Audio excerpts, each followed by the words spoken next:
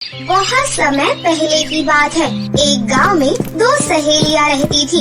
उनका नाम था माहिरा और सिया। वो दोनों बहुत ही अच्छी दोस्त थी। एक दिन वो दोनों जंगल से किसी काम के लिए जा रही थी। तभी उनके सामने अचानक से एक परी आसमान से प्रकट हो जाती है। ये देखकर दोनों सहेलियां चौंक जाती हैं।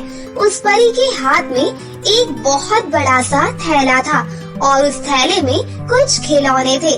परी उन दोनों सहेलियों को देखकर बोली, घबराओ मत बच्चों, मैं कोई शैतान नहीं हूँ, मैं एक परी हूँ। मैं परी लोक से आई हूँ। हम परियों का परीलोक का द्वार यहाँ से थोड़ी दूर है। हमारे परीलोक में एक जादुई मार्केट खुली है। उस मार्केट का ऐड करने के लिए मैं पृथ्वी लोक पर आई हूँ और मैं तुम्हें कुछ चीजें मुफ्त में देना चाहती हूँ। अगर तुम्हें पसंद आए तो तुम हमारे परीलोक में शॉपिंग करने जरूर आना। ये कहकर वो परी अपने बैग से एक फेस पाउडर निकालकर माहिरा और सिया को देती है और कहती है, अरे घबराओ नहीं, ये फेस पाउडर यूज करके देखो, तुम्हें बहुत फायदा होगा। और अगर तुम्हें अच्छा नहीं लगेगा तो तुम इसे मत लेना, मुझे वापस दे देना। और अगर अच्छा लगे तो तुम हमारे परीलोक के बाजार में जरूर आना।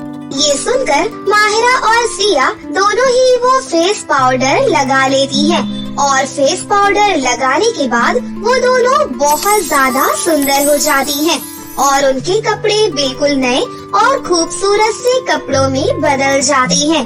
ये देखकर वो दोनों बहुत खुश होती हैं और उस परी से बोलती हैं, परी जी, हम लोग आपके परीलोक के बाजार में जरूर आएंगे। परीलोक में इतनी अच्छी अच्छी चीजें मिलती हैं, हमें भी वहाँ से बहुत सारी चीजें खरीदनी है। हम लोग कल ही आएंगे।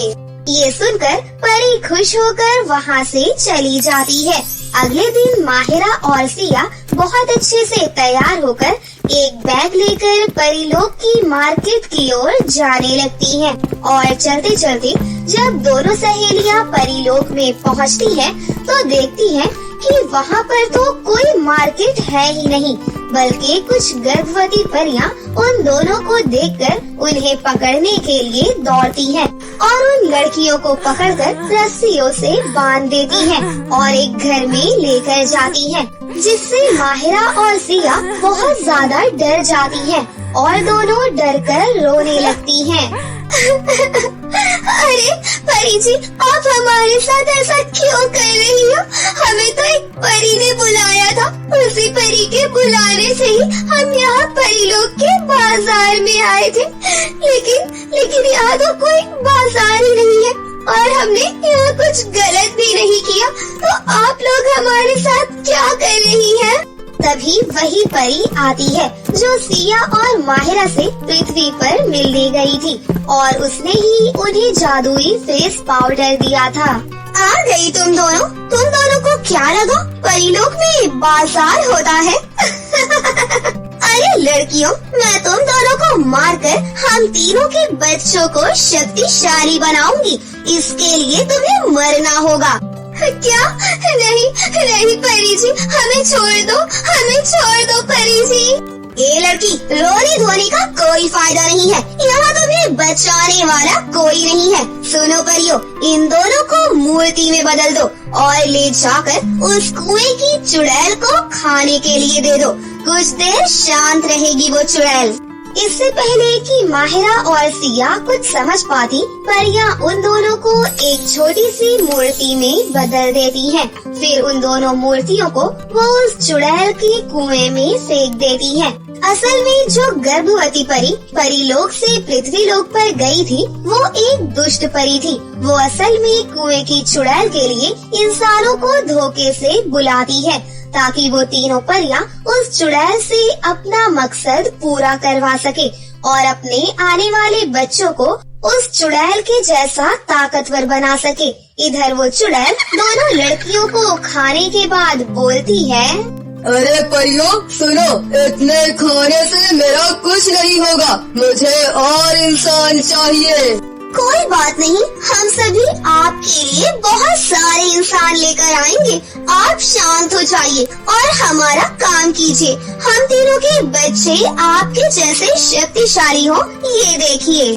इतना बोलकर वो परी और उसकी दोनों सहेलियां मिलकर पृथ्वी लोक पर आकर जादुई मार्केट का प्रचार करके भोली भाली लड़कियों को अपने जाल में फंसाकर उन्हें परीलोक में लाती है और मूर्ति बनाकर उस चुड़ैल को खिला देती है।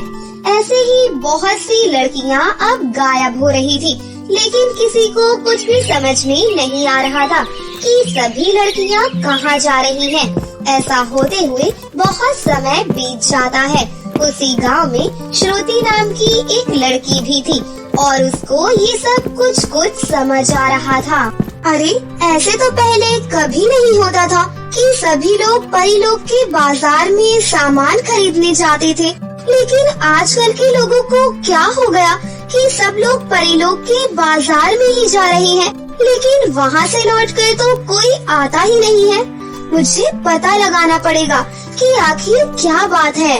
तभी श्रुति देखती है कि दो और लड़कियां परीलोक के बाजार में जा रही हैं।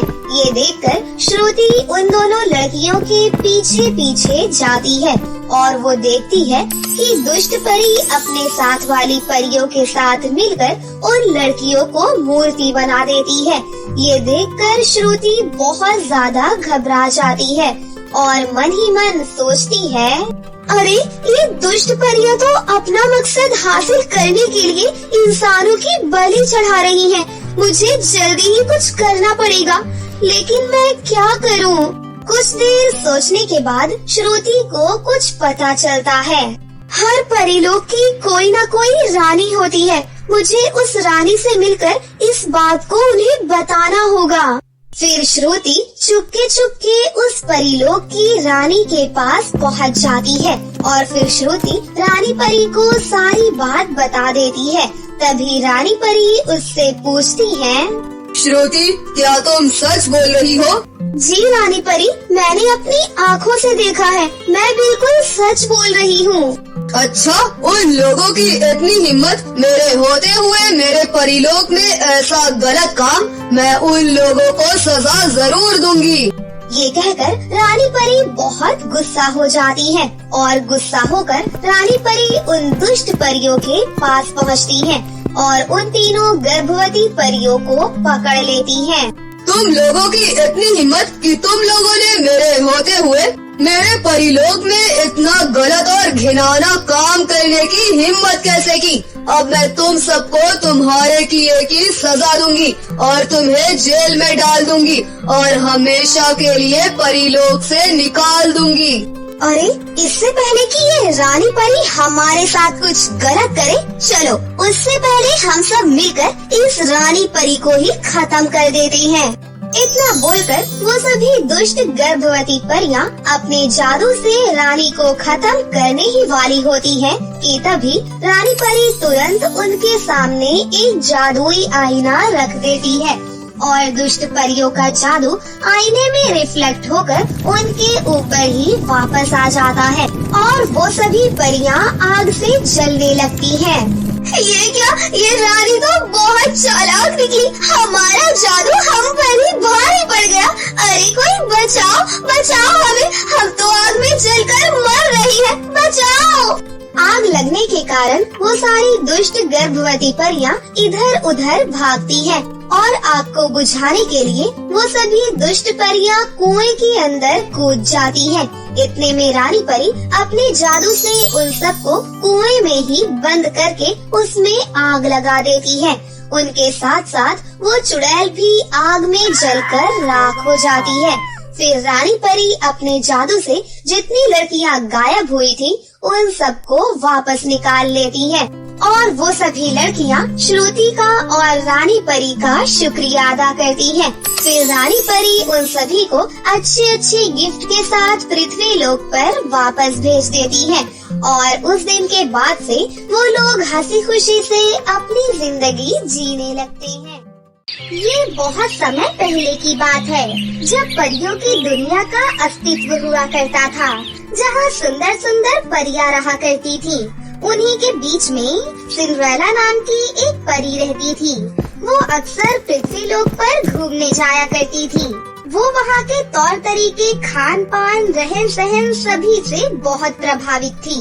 हालांकि उसे पता था कि परियों का पृथ्वीलोक पर जाना मना है, फिर भी वो रानी परी की आज्ञा के बिना चोरी छुपे पृथ्वीलोक पर जाया करती थी। लेकिन उसकी ये लुका छुपी ज्यादा दिन तक रानी परी शर्मिला से छुप न पाई। फिर एक दिन ऐसा हुआ, सिंड्रेला परी को पृथ्वीलोक से आते आते रात हो गई।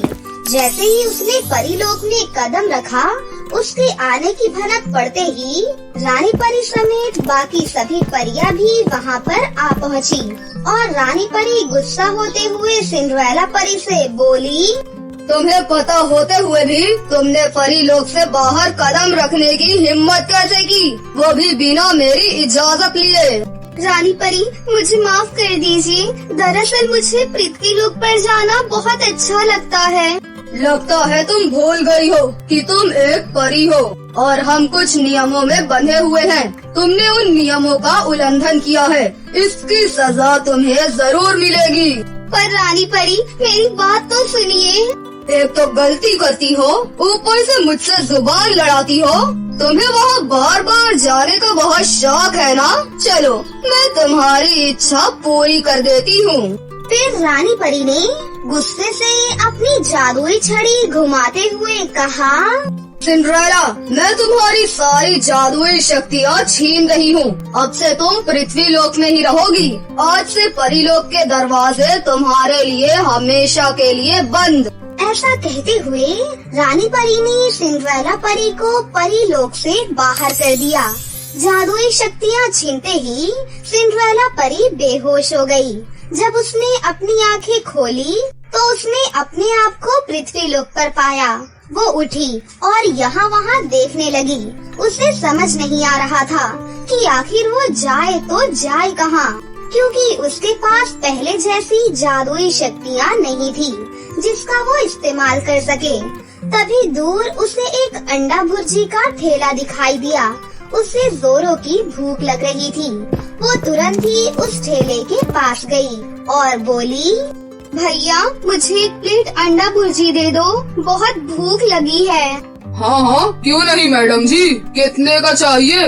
20 की एक प्लेट है और 40 की 2। पर भैया, मेरे पास पैसे नहीं हैं। क्या कहा? पैसे नहीं है? तो जाओ यहाँ से। पता नहीं कहाँ कहाँ से चले आते हैं मुफ्त में खाने के लिए। अब मैं क्या करूं? बहुत जोरों की भूख लग रही है, कोई तो मेरी मदद करो। ऐसा कहते हुए सिंड्रेला भूखी प्यासी चिलचिलाती धूप में यहाँ से वहाँ भटकने लगती है, लेकिन किसी ने भी उसकी मदद नहीं की। तभी पास से एक युवक गुजर रहा था जिसका नाम था सिद्धार्थ। सिद्धार्थ ने जब सिंड्रेला को देखा तो उससे रहा नहीं गया। वो उसके पास गया और बोला, कौन हो तुम? मैंने तुम्हें इस शहर में पहले कभी नहीं देखा। क्या तुम्हें किसी मदद की जरूरत है? बोलो। इससे पहले कि सिंड्रेला कुछ कह पाती, वो बेहोश हो गई। लगता है बेचारी की तबीयत ठीक नहीं है। चलो, मैं इसे अपने घर ले चलता हूँ। घर जाकर सिद्धार्थ ने तुरंत ही डॉक्टर को घर बुलाया। डॉक्टर ने चेकअप करके कुछ दवाइयाँ लिख कर दी और समय पर खाना खाने के लिए कहा और वहाँ से चली गई। होश में आने के बाद सिंड्रेला सिद्धार्थ को धन्यवाद करते हुए बोली, अब मुझे चलना चाहिए। आपने मेरी मदद की, आपका बहुत बहुत शुक्रिया। चली जाना, लेकिन पहले तुम्हारी तबीयत तो ठीक हो जाए। वैसे तुमने बताया नहीं, तुम कौन हो और तुम्हारा नाम क्या है? मेरा नाम सिंड्रेला है और मेरा इस दुनिया में कोई भी नहीं है। क्या कहा? तुम्हारा कोई भी नहीं है? तो फिर जाओगी कहाँ? अगर तुम चाहो तो यहाँ पर रह सकती हो। घबराने की कोई बात नहीं है। मेरी माँ कुछ दिन पहले ही तीर्थ यात्रा पर गई हैं, बस आती ही होंगी। सिंड्रेला सिद्धार्थ के कहने पर वहाँ रुकने के लिए तैयार हो गई। वो घर के सभी कामों को अच्छे से संभालने लगी। ऐसे ही कुछ दिन बीत गए। धीरे धीरे सिद्धार्थ सिंड्रेला की ओर आकर्षित होने लगा। एक दिन उसने अपने दिल की बात सिंड्रेला से कही। सिंड्रेला भी सिद्धार्थ को मन ही मन पसंद करती थी। जब सिद्धार्थ की माँ चमेली तीर्थ यात्रा से वापस लौटी तो उसने अपनी माँ से सिंड्रेला के साथ शादी करने की इच्छा जाहिर की, पर सिद्धार्थ की माँ को सिंड्रेला बिल्कुल भी पसंद नहीं थी, क्योंकि वो अपने बेटे की शादी एक अमीर घराने की लड़की से करवाना चाहती थी। लेकिन ना चाहते हुए भी उसे अपने बेटे की खुशी के आगे झुकना पड़ा और फिर उन दोनों की शादी करा दी। लेकिन सिद्धार्थ की माँ चमेली आए दिन किसी न किसी बात को लेकर सिंड्रेला को खरी खोटी सुनाया करती थी, पर सिंड्रेला चुपचाप सब कुछ सह लेती थी। ऐसे ही एक दिन, अरे बहू, खाना बना है कि नहीं? हाँ माँ जी, खाना बन गया है, ये लीजिए गर्मा गर्म खाना। ये क्या बनाया है तूने? दाल है या पानी? और ये रोटी कम, चाइना का नक्शा ज्यादा लग रही है। अरे तुझे कुछ ढंग से बनाना आता भी है कि नहीं? माँ जी, आप गुस्सा मत कीजिए, मैं दोबारा से खाना बना देती हूँ। अरे रहने दे, नहीं तो पता नहीं इस बार कौन से देश का नक्शा बनाकर ले आएगी। ऐसे ही कुछ महीने बीत गए। एक दिन सिंड्रेला को पता चला कि वो माँ बनने वाली है। ये बात उसने अपने पति सिद्धार्थ को बताई। सुनो जी, मुझे आपको कुछ बताना है। जल्दी बोलो, क्या बात है? मुझे ऑफिस जाने में देरी हो रही है। बोलो ना, अब चुप क्यों हो? जी वो बात ये है कि मैं माँ बनने वाली हूँ। क्या तुम सच कह रही हो? मैं ये खुशखबरी माँ को सुनाता हूँ। माँ, कहाँ हो तुम?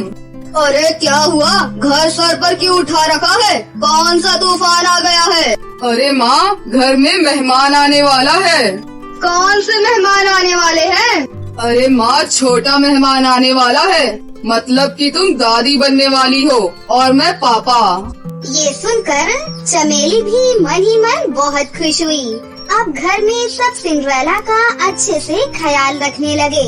एक दिन सीढ़ियों से नीचे उतरते वक्त सिंड्रेला का पैर फिसल गया और वो सीढ़ियों से नीचे गिर गई। चमेली और सिद्धार्थ उसे जल्दी से नजदीकी अस्पताल में ले गए। कुछ देर बाद डॉक्टर ने उन्हें बताया, आई एम सॉरी, पर हम आपके होने वाले बेबी को नहीं बचा पाए।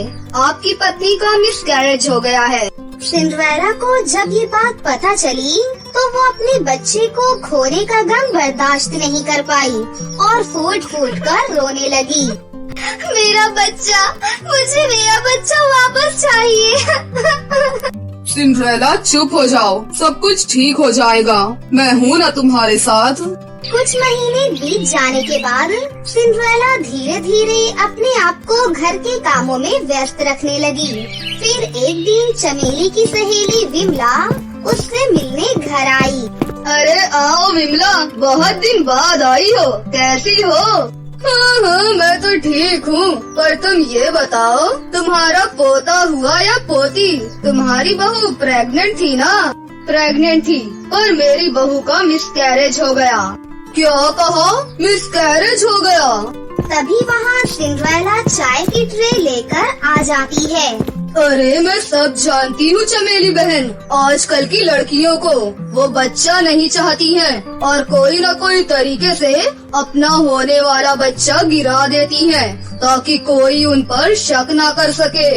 आंटी जी, आपको ये बात बोलते हुए जरा भी शर्म नहीं आती? एक औरत होकर आप दूसरी औरत के बारे में ऐसा सोच भी कैसे सकती हैं? एक माँ अपने बच्चे को भला कैसे मार सकती है?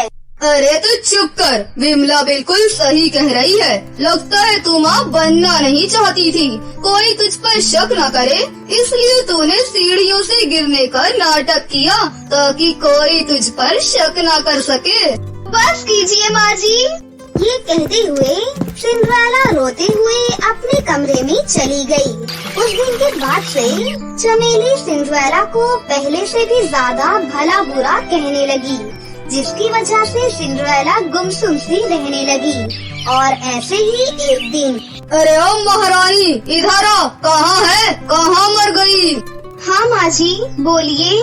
ये ले बाबा जी का भभूत और चुपचाप से खा ले। ये किस लिए है माँ जी? ताकि इस घर में फिर से बच्चे की किलकारियाँ गूंज सके। चुपचाप से खा ले, नहीं तो मुझे जबरदस्ती भी खिलाना आता है। माँ जी, ये सब अंधविश्वास है, मैं इन सबको नहीं मानती हूँ। मैं नहीं खाऊंगी ये सब। अरे ऐसे कैसे नहीं खाएगी, तुझे खाना ही पड़ेगा।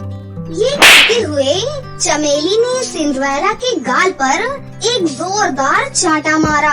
इतने में वहाँ पर सिद्धार्थ भी आ गया। ये सब क्या हो रहा है माँ?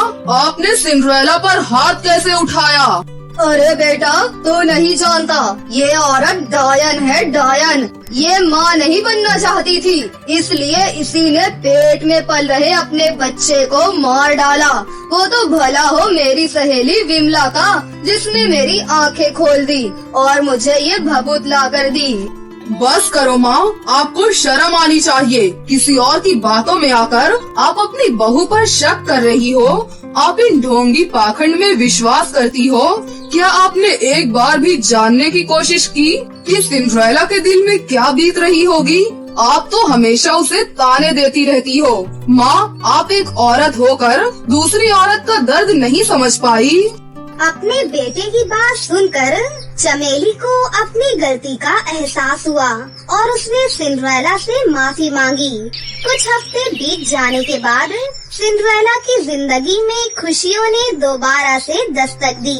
सिंड्रेला फिर से प्रेग्नेंट हो गई और इस बार चमेली उसका बहुत अच्छे से ख्याल रखने लगी। थोड़े ही समय के बाद उसने एक प्यारे से बेटे को जन्म दिया। फिर सब एक साथ खुशी खुशी अपना जीवन व्यतीत करने लगे। तो दोस्तों, कैसी लगी आपको हमारी ये कहानी? अगर आपको हमारी कहानी अच्छी लगी हो तो इसे जरूर लाइक करें। साथ ही हमारे चैनल को सब्सक्राइब भी कर लें और बेल आइकन को दबाना ना भूलें। मिलते हैं अगली वीडियो में। धन्यवाद।